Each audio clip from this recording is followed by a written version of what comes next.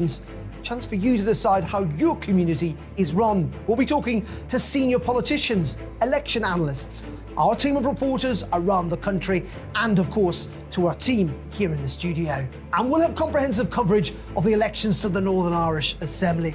That's the UK Votes 2022 from 10 a.m. tomorrow morning here on GB News, the People's News Channel.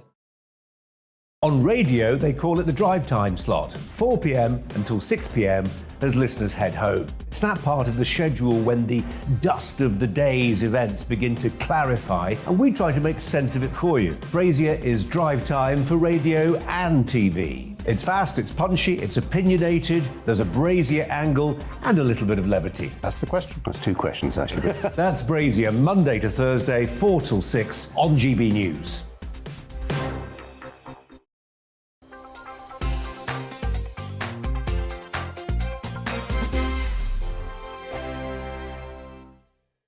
Hello, I'm Michelle Dewberry and you can join me every weekday 6 till 7 on Jubes and Kerr. Me and my panel will get stuck right into the day's events, and I can tell you, in fact, I can warn you, expect some robust debate, some strong opinions and perspectives from both sides of the fence. It's about you at home as well. I love to read out all of your comments, or at least as many as I can. So join me, Michelle Dewberry, Monday to Friday, 6 till 7 on Jubes and Kerr. On radio, they call it the drive time slot, 4 p.m. until 6 p.m. as listeners head home. It's that part of the schedule when the dust of the day's events begin to clarify, and we try to make sense of it for you. Brazier is drive time for radio and TV. It's fast, it's punchy, it's opinionated, there's a Brazier angle and a little bit of levity. That's the question. That's two questions, actually. That's Brazier, Monday to Thursday, 4 till 6 on GB News. Hello, I'm Patrick Christie's. And I'm Mercy Moroki. Make sure that you join us Monday to Thursday, 10 a.m. until midday, right here on GB News for To The Point. We're not afraid to talk about the topics that matter to you or the big topics that always matter. We cover absolutely everything, from the breaking political stories of the day to law and order, what's going on in the channel. We're not afraid to hold people to account. We always make sure we include your views on our show. Indeed, if you're thinking it, you can guarantee that we're saying it. So make sure you join the conversation with us, 10 a.m. until midday, Monday to Thursday, for To The Point on GB News. I'm Dan Wootton. Join me Monday to Thursday from 9 to 11 for the feistiest and most fun news debate on TV, where free speech reigns. I'll bring you a sharp take on the day's biggest stories, bombshell newsmaker interviews, and A-list guests. And I guarantee you, no spin, no bias, no censorship, and no reason to go to bed. That's Dan Wootton tonight, Monday to Thursdays from 9 on GB News.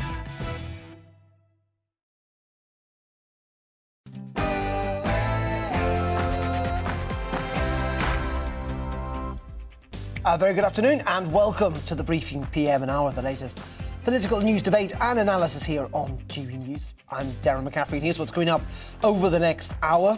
The Bank of England have warned that the UK economy is set to shrink next year as inflation has intensified following Russia's invasion of Ukraine. We'll be looking at what this hike means and indeed what inflation means for the British economy. Also, with reports suggesting that Vladimir Putin is prepared to march captive prisoners at the May 9th parade in Red Square. We'll be speaking to a military expert on Russia's heinous actions in Ukraine and the Kremlin's threats of a nuclear strike on the UK.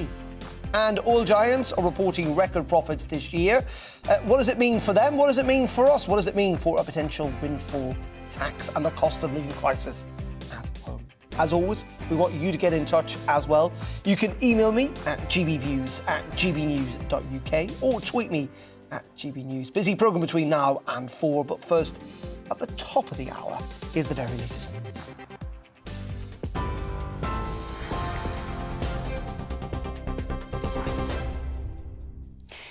Thank you, Darren. Good afternoon. It's 1 minute past 3. I'm Rhiannon Jones in the GB Newsroom. We start with some breaking news. The mother of baby P will be released from prison.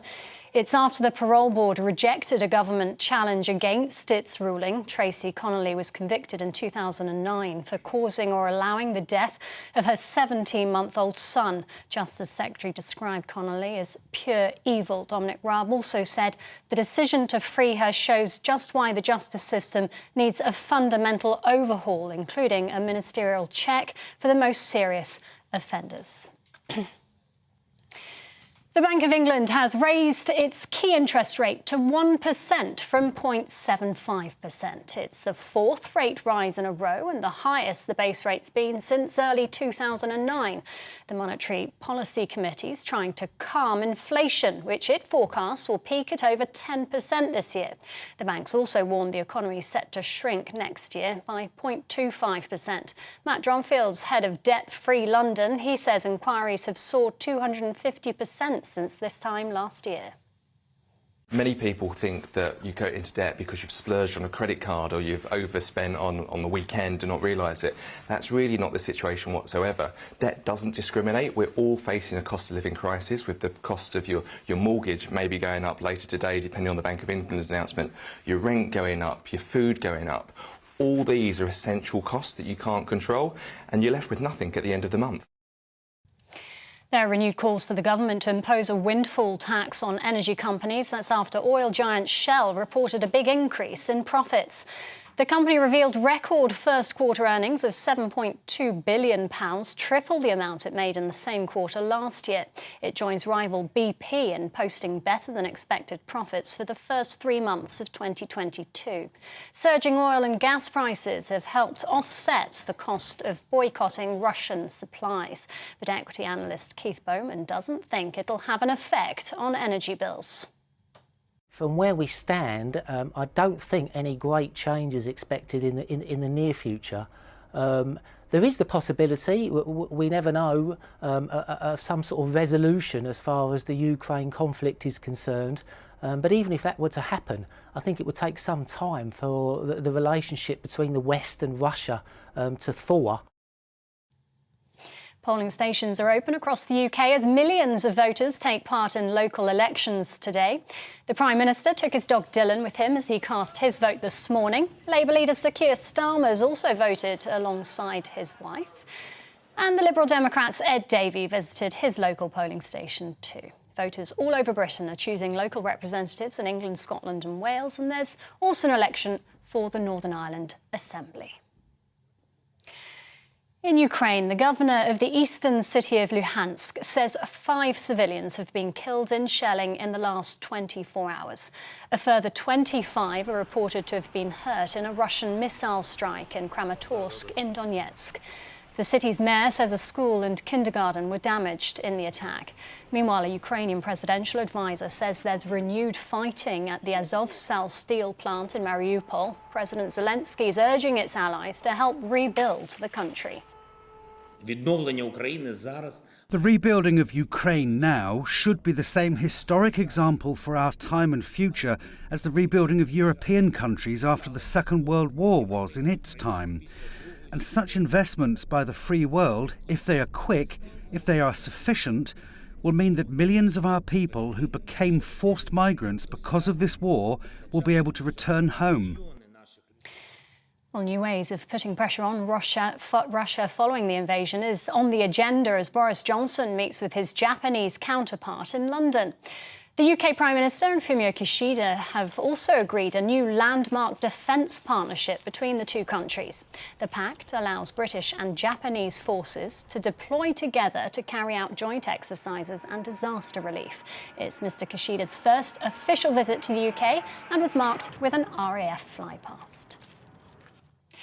And Buckingham Palace says the Queen will miss the annual Royal Garden Party season.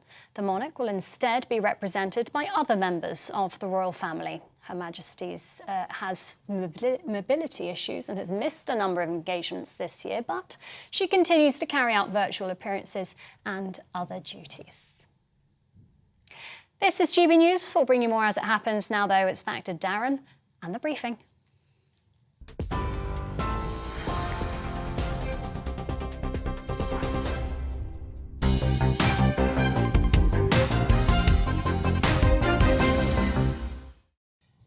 Thank you very much indeed, Rhiannon. It is 6 minutes past 3 o'clock on this Thursday afternoon. We're on TV, online and on your wireless radio. Thank you very much indeed for joining us. As you've seen during the news bulletin there, millions of us are heading to the polls, of course, today, and we will have full coverage tomorrow here on GB News of the local election results. Join me Alistair Stewart, Liam Halligan, Gloria DiPiero, Tom Harwood and Patrick Christie's, among others, between 10 a.m. and 4 p.m. Tomorrow. We'll be analysing the results with election experts, analysts and, of course, top politicians. That's tomorrow from 10 a.m. here on GB News. Let's focus, though, on the big story today, and that is, of course, that interest rate rise, because they've been hiked to their highest level for 13 years, since 2009, as the Bank of England battles the rocketing inflation. Rates have now risen from 0.75% to 1%, which is the fourth consecutive increase since December. And the bank is warning that the UK economy is set to shrink next year, and said that inflation had intensified following, of course, that Russian invasion of Ukraine, with households now reining in the spending, which is hitting growth. Liam Halligan is our business and economics editor and joins us live in the studio. Liam, thank you very much indeed. Let's start with the interest rate rise. Entirely unsurprising, but this is an interest rate rise that will hit people because of mortgages. That's right. There are about 2.2 million households in the UK with variable rate mortgages. There are 8.8 million, 4 times more, with fixed rate mortgages, of course, because interest rates have been so low for so long and could only really go up. Lots of people fixed, but not everybody can get a fixed rate mortgage, but still 2.2 million. And if you go up from 0.75% where we were to 1%, that's a big percentage increase. That's a sort of 33% increase in the interest rate, if you like. So these are low levels of interest rate compared to, you know, the 90s and the 2000s when interest rates were 4, 5, 6% and more. But the percentage increases are big, and so there will be pretty chunky increases in monthly mortgage payments. On the average mortgage, about 200 quid. Over the course of a year, which is significant because of this quarter-point interest rate rise. And these decisions are made, Darren, by the Bank of England's Monetary Policy Committee, which is a 9-strong group of economists, 5 are from inside the Bank of England, including the governor, 4 are independent. And it could have been more. It could have been a half-point increase. It could have been from 0.75 to 1.25%. 3 members of the Monetary Policy Committee voted for that. But as it turned out, it was only 0.25%. And this is, in theory and in reality, to try and stem a little bit inflation, which, again, the Bank of England warned about today. It might not just hit 7, 8, 9%, could hit double figures. Yeah, when people like me were saying, you know, here on GB News, before Christmas, I think inflation is going to be in double digits, we were called alarmist.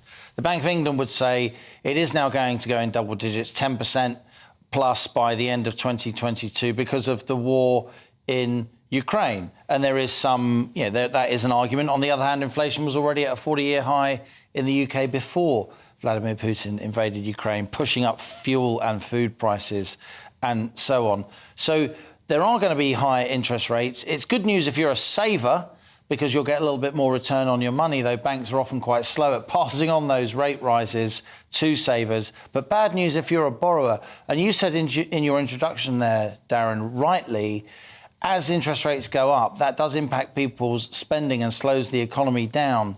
We're all focused on this interest rate rise today, but the Bank of England also released some numbers showing credit card lending and credit card borrowing. And it's striking to me that in March, 10% more was borrowed on credit cards than in March 2021. An £800 million increase in credit card lending, borrowing in March alone. Now, some of that will be relatively wealthy people, you know, post-lockdown, splurging, a bit of retail therapy as the sun starts shining. But a lot of that will be just about managing families who can't get other credit, who are putting necessities on credit cards. And we know that credit cards, they're variable rate loans. So that burden on those families just went up. And all this, while we also got a pretty frank assessment of the British economy going forward, I heard someone say a couple of months ago that the only way out of inflation when it's this high is effectively a recession. What do you think? Are we looking at a recession? Well, recession's a big word. It's when you have 2 consecutive quarters of the economy shrinking, and it's generally a period of unemployment. We had a recession in the early 80s, for instance. We had a recession in the early 90s in the UK. We had a recession after the global financial crisis of 2008-9. I think it's not impossible. What the trouble is, when you try and slow down the economy to rein in inflation, You do push down on spending that households are able to make. You do push down on investment from businesses, so the economy slows. This is the kind of the tightrope act. That's right. Now, I would say if the Bank of England had started raising interest rates before Christmas, back in the autumn, then they could have got those rate rises in. They could have borne down on inflation earlier, pushed it back down, so they wouldn't now have to raise rates into the teeth of a proper economic slowdown. But look, it's easy for me to sit in a studio and opine about these things. It's a lot harder when you're actually running the Bank of England, in fairness to them, and then the war in Ukraine on top of that. Hugely significant. And there's not, and to be fair also to the Bank of England, in a sense that they're not out of key with the US, Federal Reserve or what's happening with the ECB, as in everyone seems to have been taken by this by surprise. Even though you would argue... Yeah, I think the whole... You mentioned the Federal Reserve, the US Central Bank and the ECB, the European Central Bank, the Eurozone Central Bank. I would say, wouldn't I, that the whole kind of gamut of Western central banking establishment figures, they've been behind the curve. For too long, they were saying to people like me, you're alarmist, inflation's transitory, what are you talking about? And I'd say, no, look at the supply chain numbers, look at producer price inflation, the inflation that firms are facing in the inputs of the stuff that they use to make and do the stuff that they then sell back to us. I think this has been coming for a long time, even before Russia-Ukraine, though that's definitely intensified the situation. It is a very, very difficult task, but be in no doubt, these are difficult times. If inflation does get to 10%, Darren, that hasn't happened since 1982 in this country, but there will be others out there saying, but this inflation is partly due to higher fuel prices, higher food prices because of the war in Ukraine. Yep. So if you want to end inflation, end the war in Ukraine. And that's not going to happen. OK, Liam, as always, really appreciate your time and analysis. Great stuff, as always. Liam Halleckanther in the studio with us. Let's turn now to Mark Littlewood. He's the Director General of the Institute of Economic Affairs and joins us down the line from Central London. Mark, thank you very much indeed for joining us here on GB News. First of all, I'm sure you've been listening to what Liam has had to say. What's your reaction to that? I agree with much of what Liam said. I thought he did a very good job of explaining the trade-offs here. Look, no surprise really, right? Interest rates going up. Bad news if you're a borrower. Good news if you're a saver. I think the overall historical context there is important here. I mean, interest rates are still phenomenally low. The Bank of England is supposed to have just one job, really, and only one golf club in its whole set in order to meet that job and fulfill that job, and that's to keep inflation in a 2 to 3% band. Well, we have long since departed that band of inflation, partly because we've kept interest rates so low for so long. And in real terms, although we're talking about it being 1%, in real terms, they're minus 6 or 7%. If you're getting that interest rate, OK, you're getting a 1% return, but inflation is bearing down on your savings. So I think this is a very late and rather baby step, albeit in the right direction. And my judgment would be, and indeed my hope would be, that over the next 2 or 3 years, we get interest rates back to something like normal, which is typically that they should perhaps be 2 or 3% above inflation. We can't do that in one shock and awe move now. That would involve putting up interest rates to 10, 11% immediately. That would be a huge shock to the system. But that's definitely the direction of travel. I expect to see quarter point, half point rises pretty much every month for the next year or two. And what does that mean for homeowners and then the wider economy? Because, frankly, many people, particularly new homeowners, have got used to, I don't know a world without interest rates being as low as you say they have been. I mean, that will be a big shock to many homeowners who, frankly, might have bought homes they might not be able then to afford. Yeah, that's conceivable, Darren, that's right. And that's why I think there's a case for taking this slow. I'm not being so hawkish as to say if the Bank of England were really to properly fulfil its remit, it should put interest rates up to about 10% right now. It needs to be a dial so people can adjust. But overall, and right the way back since the global financial crash, we've had an interest rate policy which has encouraged borrowing and consumption. Spend now and worry about it tomorrow. That is the message that low interest rates send, not just to consumers and families and households, but to the government as well, that is able to been able to borrow a lot of money, and we were told we were doing all of this to get us through the bad times of the financial crash. At some point, and my oh my, we're more than a decade on now, we do need to revert to normality, not with one short, sharp shock, but over the next 2 or 3 years to get interest rates somewhere to something approaching normal and viable. And the reason that matters so much for the economy, I'm not denying that it will mean that people with big mortgages are paying more on those mortgages. It will, so they will have less to spend in the shops. But we have been appalling in our treatment to savers over the past 10 or 15 years. And if you want to have a long-term strategy for the UK economy, you can't always just have cheap money to get you through the next year and encourage people to spend and buy houses. You need to encourage saving, which in turn leads to investment, which in turn leads to higher productivity. It's a longer path and some tough medicine, but that's the right way to go. And just very finally and quickly, if you can, Mark, what do you think about, are we heading towards a recession? I mean, the economic outlook from the Bank of England is not great, and their forecasts have not necessarily also been great. Do you think it's a possibility, maybe even an inevitability?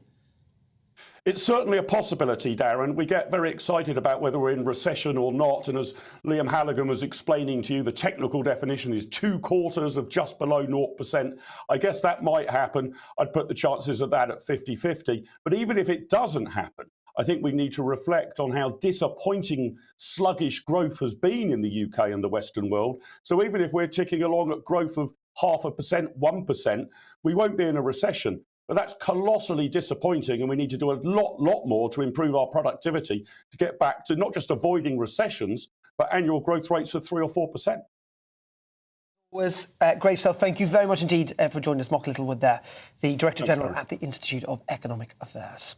Do get in touch, by the way, gbviews at gbnews.uk, or indeed at gbnews, particularly if you might be affected by these interest rate rises or concerned about the rising cost of living, the rising cost of your mortgages. Let's turn now, though, to Ukraine, because officials there say the Russian forces have launched an all-out assault on the steelworks in the southern city of Mariupol. President Vladimir Zelensky has made a further appeal to the United Nations today to help save the lives of the people who remain there, we believe, including civilians. Russians said it will implement a ceasefire to allow more evacuations from those steelworks. Well, earlier this week, I sat down with Oleksandr Turchynov, who is a Baptist, the former acting president of Ukraine. He's also on the front line during this war, fighting against the Russians, who branded him the Bloody Baptist.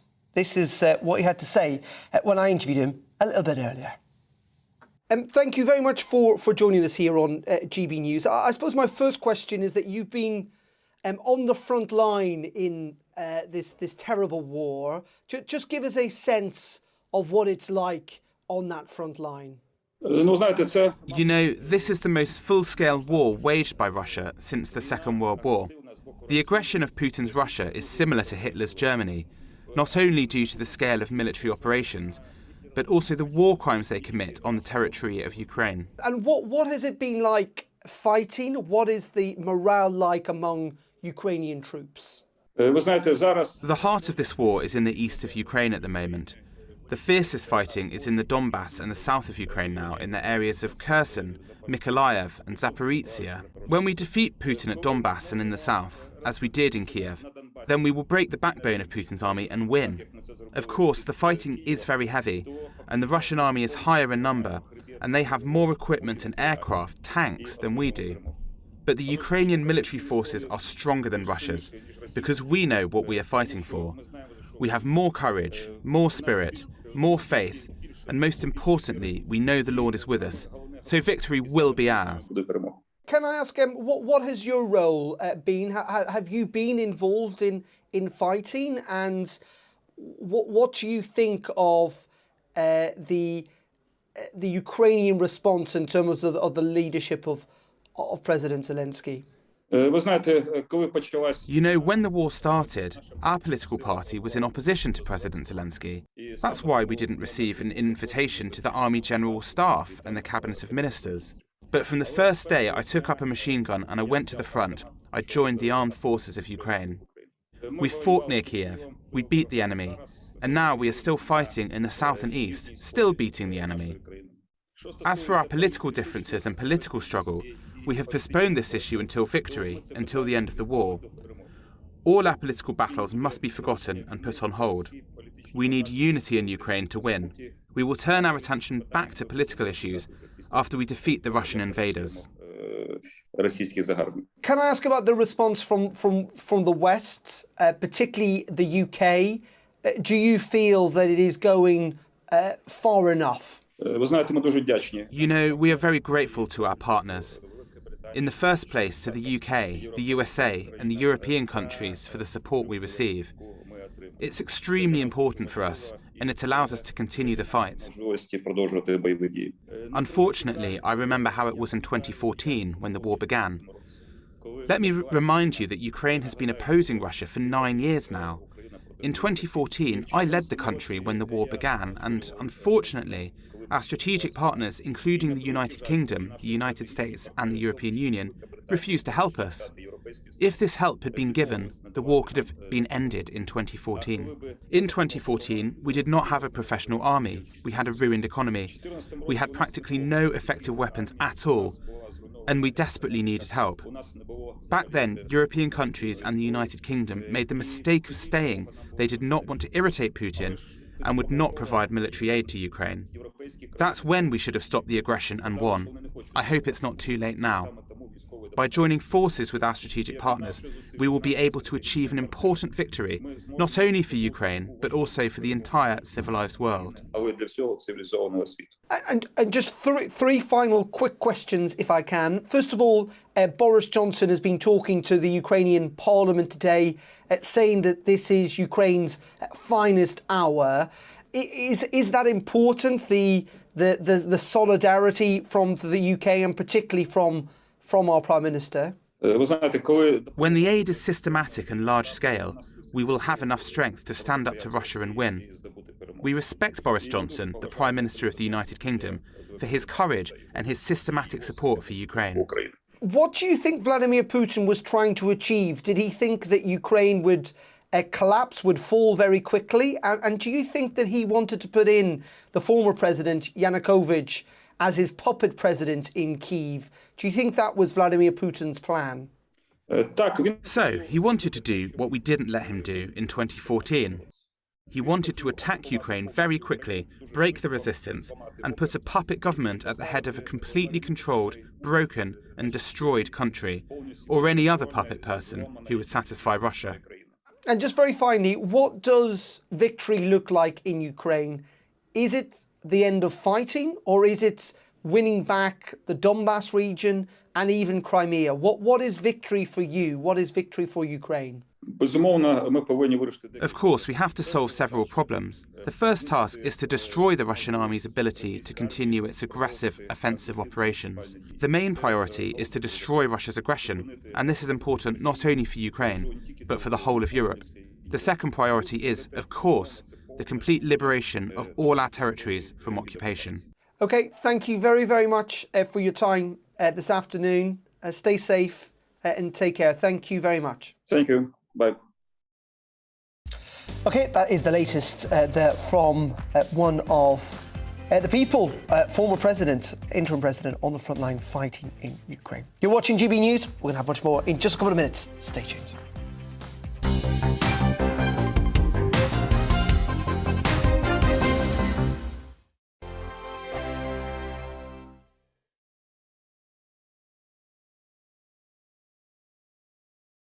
Hello, I'm Michelle Dewberry, and you can join me every weekday 6 till 7 on Jubes and Kerr. Me and my panel will get stuck right into the day's events, and I can tell you, in fact, I can warn you, expect some robust debates, some strong opinions and perspectives from both sides of the fence. It's about you at home as well. I love to read out all of your comments, or at least as many as I can. So join me, Michelle Dewberry, Monday to Friday, 6 till 7 on Jubes and Kerr.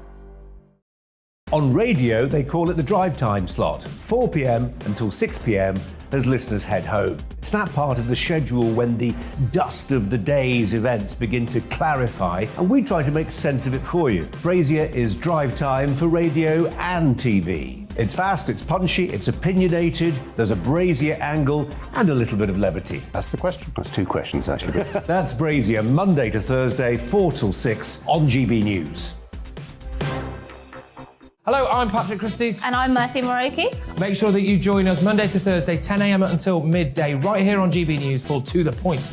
We're not afraid to talk about the topics that matter to you or the big topics that always matter. We cover absolutely everything, from the breaking political stories of the day to law and order, what's going on in the channel. We're not afraid to hold people to account. We always make sure we include your views on our show. Indeed, if you're thinking it, you can guarantee that we're saying it. So make sure you join the conversation with us, 10 a.m. until midday, Monday to Thursday, for To The Point on GB News. I'm Dan Wootton. Join me Monday to Thursday from 9 to 11 for the feistiest and most fun news debate on TV, where free speech reigns. I'll bring you a sharp take on the day's biggest stories, bombshell newsmaker interviews, and A-list guests. And I guarantee you, no spin, no bias, no censorship, and no reason to go to bed. That's Dan Wootton tonight, Monday to Thursdays from 9 on GB News. Where would you like to go? Just take me to the studio, please, Matt. You know where you're going. I've got a show to do. Friday Night Feast on GB News, 7 p.m. And it's like nothing you've ever seen before. We take a different angle on the week's biggest news stories. The viewers and listeners set me some absolutely mad challenges to do. We tried to rehome a rescue dog. And yes, there's some other wacky stuff in there as well. I feel like I could take on the world. Well, that's that. Friday Night Feast with me, Patrick Christys, every Friday, 7 till 9 p.m. on GB News. Be there. Every night at 11 on GB News, we bring you the next day's stories the day before. It's basically like time travel. If it's a big story, we'll cover it, guaranteed. But we'll also have some fun along the way. Big opinions, big laughs. Sometimes big hair. This is Headliners, the paper review show that won't send you to sleep like the others will. 11 p.m, 7 nights a week. Join us.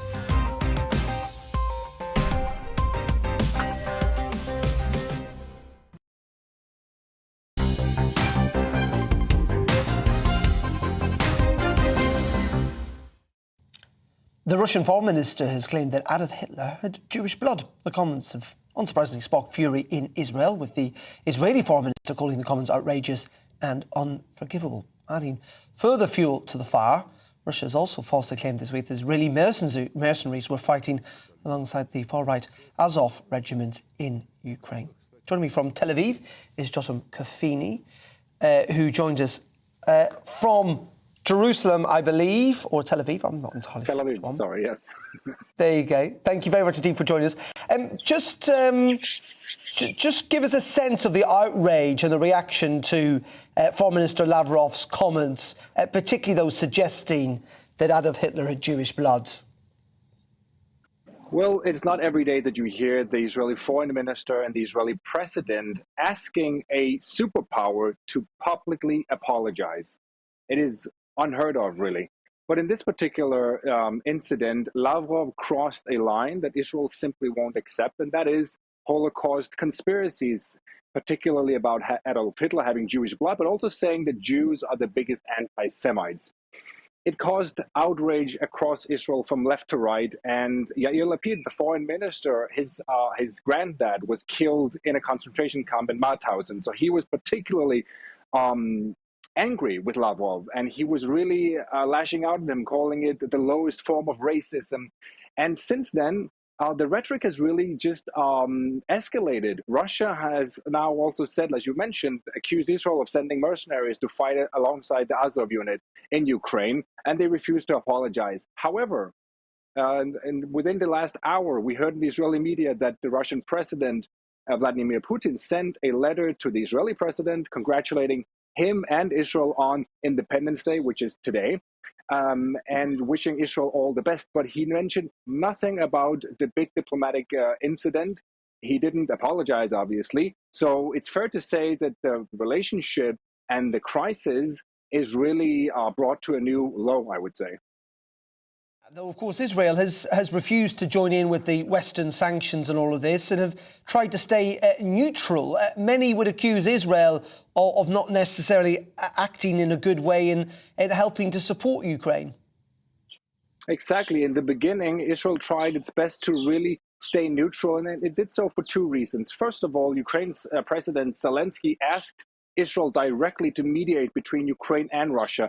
So Israel thought they had to stay neutral. They couldn't lash out at Russia or condemn Russia, really, in the first couple of weeks, which is also why Putin invited Prime Minister Naftali Bennett to Moscow. He was the first Western leader really to be in Moscow after the war had started. That's the first reason. And the second reason why Israel didn't want to infuriate Russia was because of its own national security interests.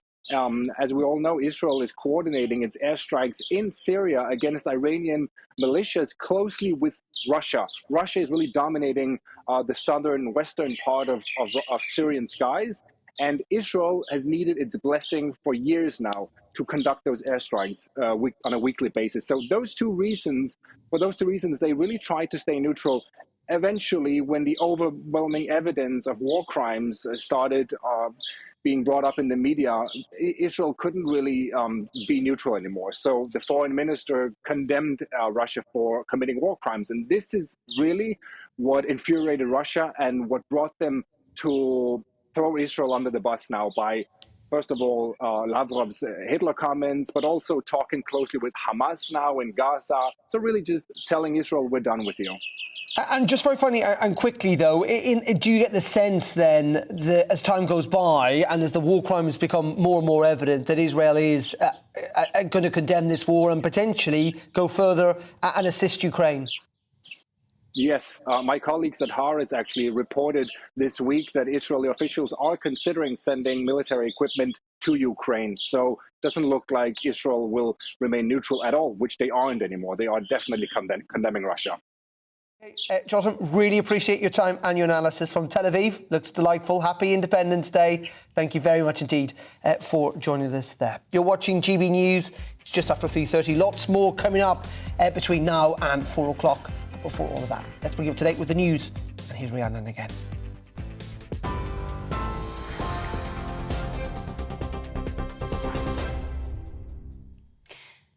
Good afternoon, it's 3:33. I'm Rhiannon Jones in the GB newsroom. The mother of baby P could be released from prison within weeks after the parole board rejected a government challenge to keep her behind bars for longer. Tracy Connolly was convicted in 2009 for causing or allowing the death of her 17-month-old son. Justice Secretary Dominic Raab described Connolly as pure evil and said the justice system needs a fundamental overhaul.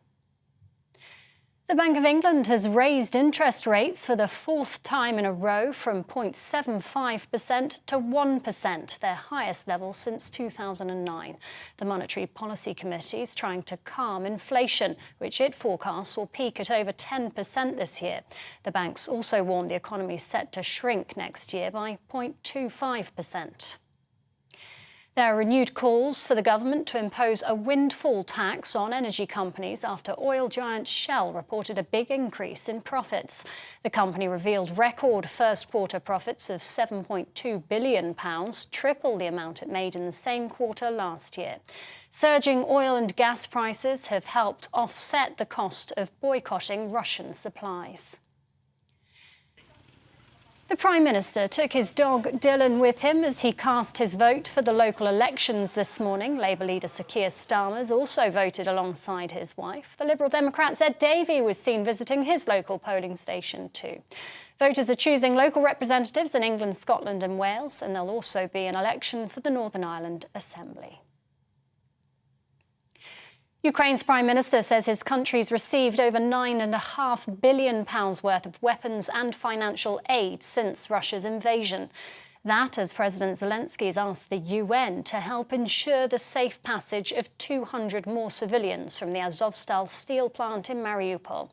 A presidential advisor says there's renewed fighting at the steelworks in the besieged port city. The UK and Japan have agreed a new landmark defence deal as the Prime Minister hosts his Japanese counterpart in London. It's Fumio Kishida's first official visit to the UK and is marked with an RAF flypast. The pact allows British and Japanese forces to deploy together to carry out joint exercises and disaster relief. TV Online and DAB Plus Radio, this is GB News. It's back to the briefing with Darren McCaffrey in just a moment. Don't go anywhere.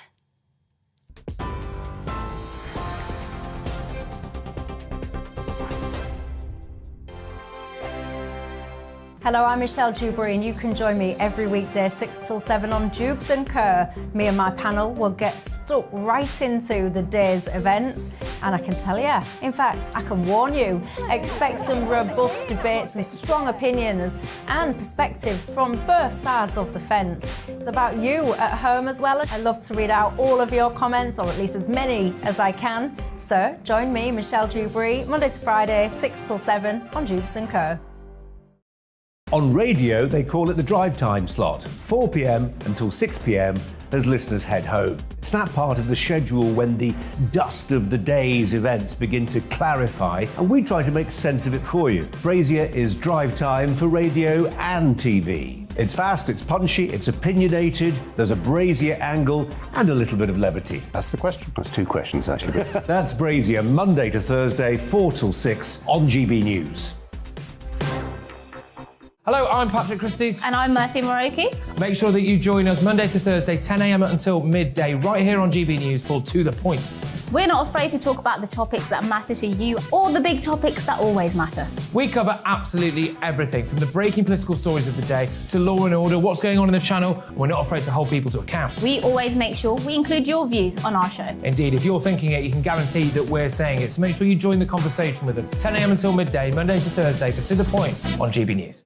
I'm Dan Wootton. Join me Monday to Thursday from 9 to 11 for the feistiest and most fun news debate on TV, where free speech reigns. I'll bring you a sharp take on the day's biggest stories, bombshell newsmaker interviews, and A-list guests.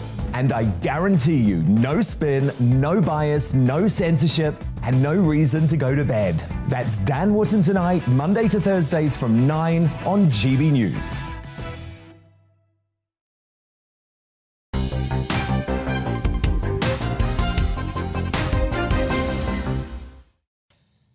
Very welcome back to GB News, 22 minutes to 4 o'clock on this Thursday afternoon. We're on TV, online and on your DAB digital radio. Thank you very much indeed for your company. Lots of you have been getting in touch, particularly about interest rates, inflation, the economy.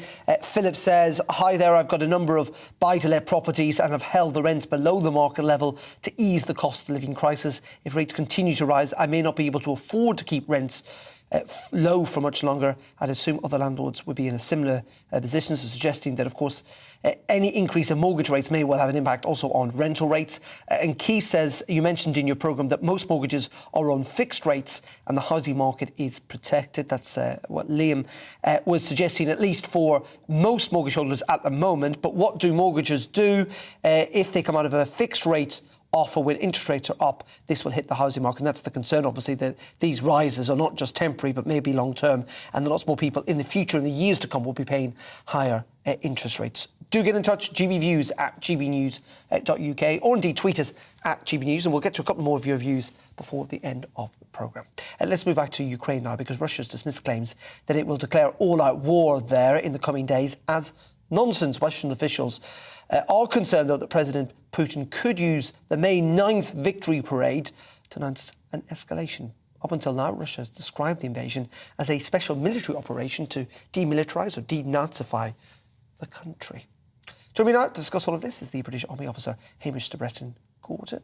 Hamish, good afternoon. As always, thank you very much indeed for joining us. Let's start, first of all, with what's happening on the ground, if we can. Clearly, there is this assault on the steelworks in Mariupol, but also there's been intensive fighting in the Donbass region, and we believe some counterinsurgery from the Ukrainians. Well, yeah, the two major focus at the moment are Mariupol, which still the Russians haven't been able to take, which is, that is extraordinary. They've been fighting there with every conventional weapon that they've got now for the whole of the campaign, and still a relatively small force is holding out. It is very much easier to defend than attack, but at least, thank God, we haven't seen the use of Russian chemical weapons there, which we thought they might do.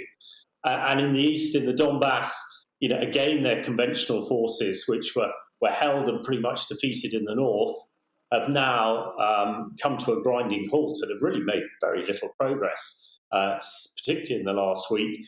And we're hearing of a lot of counterinsurgency, you might call it, but operations potentially behind lines, which is exactly what you would expect to try and undermine a force like this. And with the Victory Day coming up next week and the potential that some people think that Putin will declare all-out war, we're at another pivotal point. And we need to watch very closely what Putin does next week and react accordingly to that.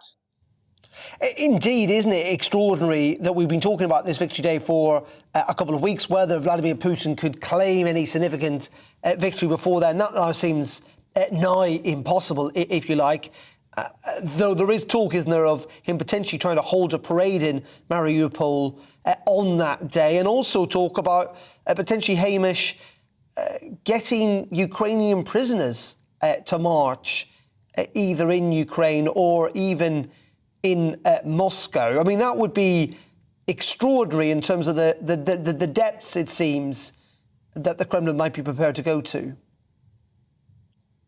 Well, I think to us, absolutely, Darren. Unfortunately, nothing surprises us with what Putin and the Russians are prepared to do. The atrocities we're now uncovering in places like Bucha and elsewhere. And of course, generally, if Russia says it isn't going to do something, it then generally does.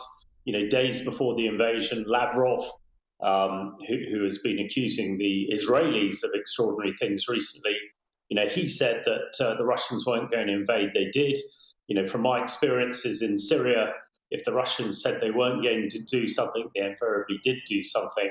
So there seems to be no end to what the Russians are prepared to do. And that is a huge concern, because not only is there a lot of thought that he might declare war, and the practical reason appears to be that he could then mobilize the Russian people because he's so quickly running out of troops. That might be actually one of the worst things he could do, because the Russian people don't generally know what's happening in Ukraine, the disaster falling the Russian people. So if he does that, of course, the other area of huge concern is that Putin and Lavrov have also been threatening potentially to use battlefield nuclear weapons. And with his conventional failing so badly, he might see that the 9th of May and the declaration and escalation to full war might justify that, so that he could then sue for some sort of peace and get some sort of advantage out of it. Yeah, really fascinating. One of the things I have read in recent days, which has definitely interested me, is the sense that actually the Russian troops who've died on the whole actually have been from eastern Russia, that hardly any, if any, troops have actually died who were from Moscow. Maybe a sign of the political sensitivity, the sensitivity around families losing troops. So that may well change if things escalate, if war is declared. Just finally, Hamish, when we've got you, the relationship between the UK and Russia. I was interested in a Russian presenter on state TV last night said that Britain has never been a genuine ally, even during the world wars, that we are now an enemy. And he tells us to clear back off to our island, eat our porridge, catch our fish and chips from our foggy marshes, and pray for our moss-covered queen. It's fair to say, isn't it, that for many Russians and for, I think, some in the Kremlin, the UK is now largely enemy number one outside of Ukraine? Well, some extraordinary comments coming out of Russia, absolutely. And, we did, of course, fight with them to defeat the Nazis in the Second World War, but ideologically and politically, we're always miles apart. I think what the UK has done particularly well, though, is garner support for the international community and bring NATO together to oppose Russia. Putin thought that NATO would capitulate and thought that countries like the UK would just sit back and let them roll into Ukraine. Now that we have led that effort, we are, as far as Putin goes, enemy number one, because I think without us there, I'm not sure the rest of Europe and NATO would have come together quite so strongly. And it's all part of the deception, the propaganda and the disinformation that Russia spews out by the minute, every day of every week. And to try and put the UK in a bad light might make Putin feel a bit better. But at the end of the day, I think it shows that we're really making progress and hopefully moving on to support the Ukrainians to win this war. Indeed. Hamish, As always, great analysis. Really appreciate your time. Thank you very much indeed for joining us. Hamish de Bretton-Gordon there, joining us down the line. Let's turn to a connected issue, energy, because Shell today has reported its highest ever quarterly profits as oil and gas prices have surged around the world. It comes as campaigners have called for a one-off levy on companies benefiting from that soaring oil and gas prices to help fund initiatives to reduce the burden of rising bills. Well, delighted to say that I'm joined down the line by Tom Peters. He's the head of advocacy at Tax Justice UK. Tom, thank you very much indeed for joining us. Now, we're slightly limited in this discussion, of course, because there are elections today. We can't really talk about what the government would do or indeed other parties. But let's just focus, if we can, on some of the economics of all of this and explain to us why kind of Shell, BP and others are making such large profits at the moment. Yeah, hi, Darren. Thanks for having me on. As you say, the profits really are unprecedented. I mean, between these two companies, we've seen them making about £100,000 a minute over the last 3 months, which is really to a scale practically unseen before. And this is really being driven in part by the Russian invasion of Ukraine, which is really driving up the cost of oil and gas. And that means that people in their households are sort of suddenly seeing their bills going up, but also that the profits that those producers are making are really spiralling as well.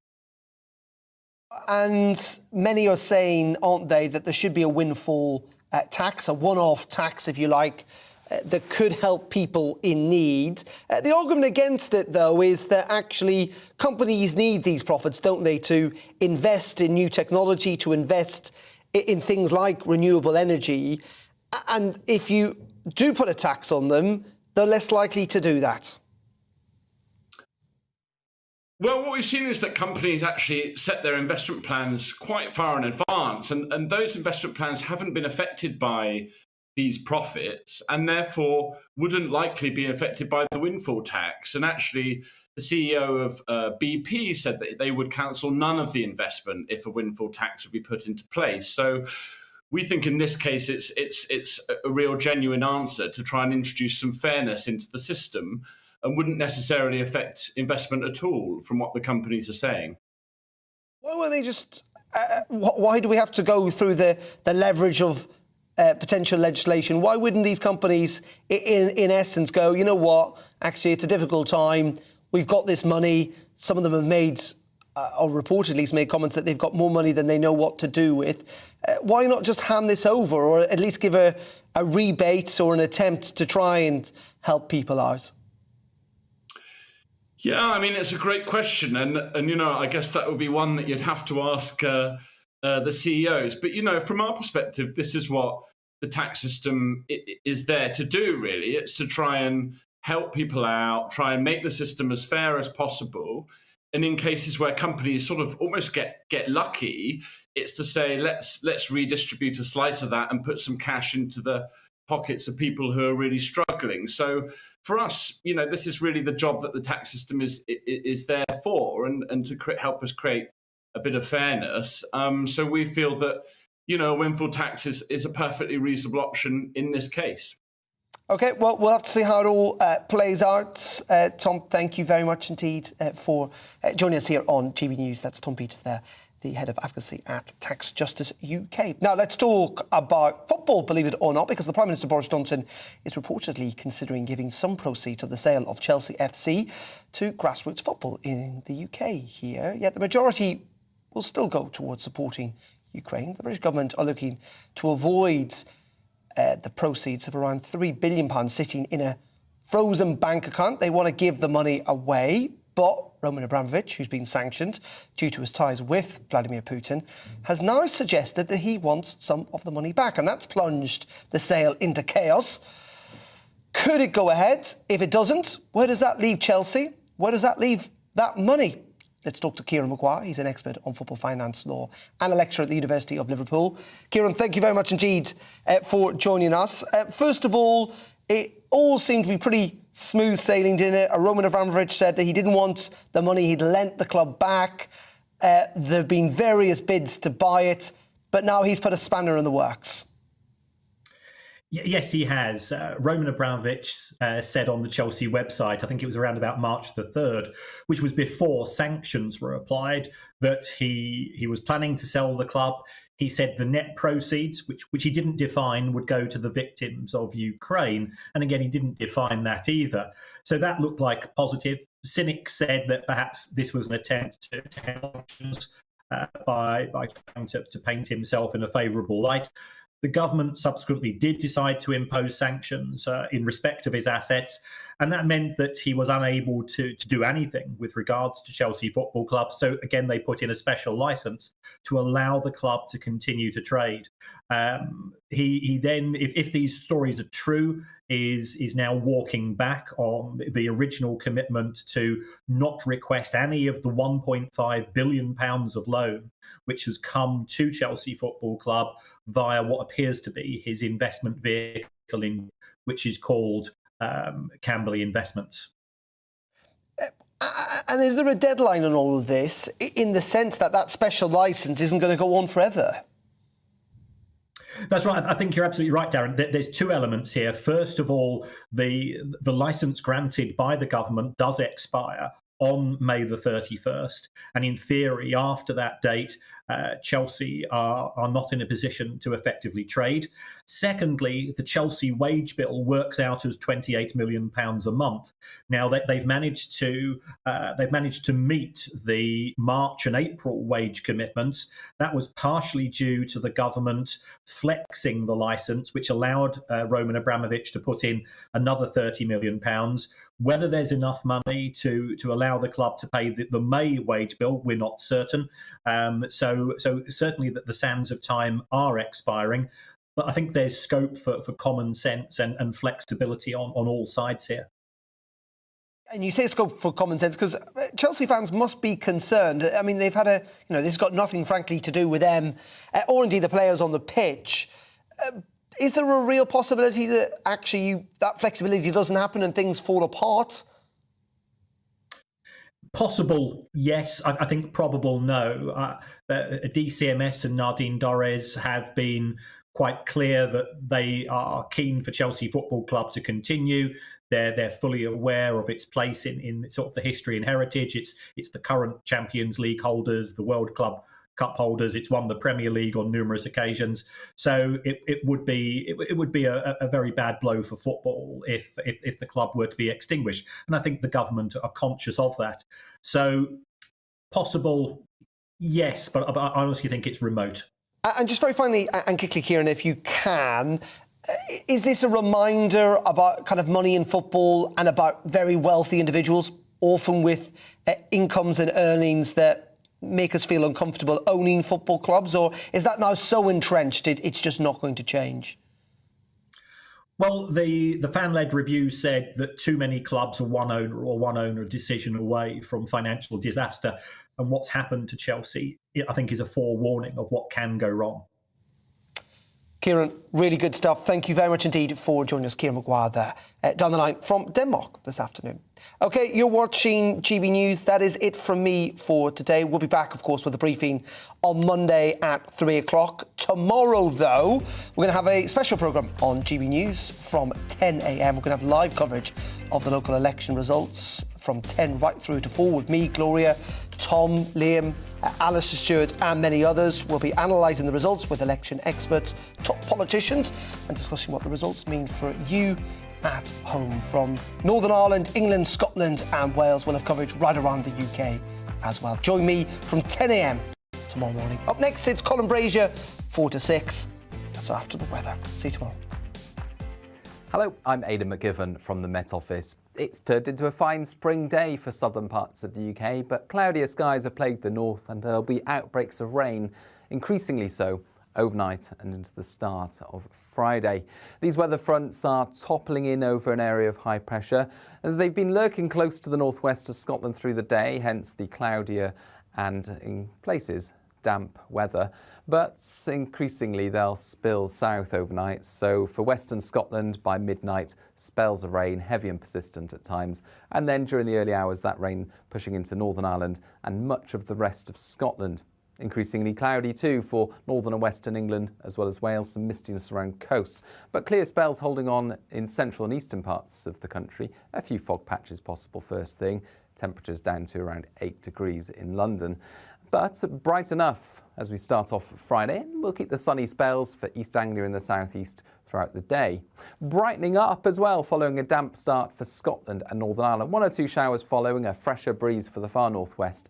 But otherwise, plenty of fine weather to end the day. But in between, northern England, North Wales sees the rain arriving during the morning and sticking around for much of the afternoon.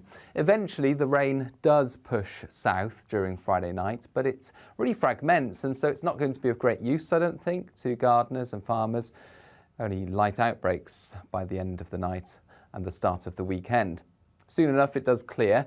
And then for Saturday, we start with quite chilly air in places for Northern Ireland, for Northern England and Scotland. But actually, much of the country gets off to a fine start. Plenty of sunny spells. There'll be some mistiness around western and southern coasts. However, inland, plenty of sunshine. I'm feeling warm in that sunshine. Temperatures up into the low 20s in the south, mid to high teens further north. Sunday's looking similar. Plenty of fine weather.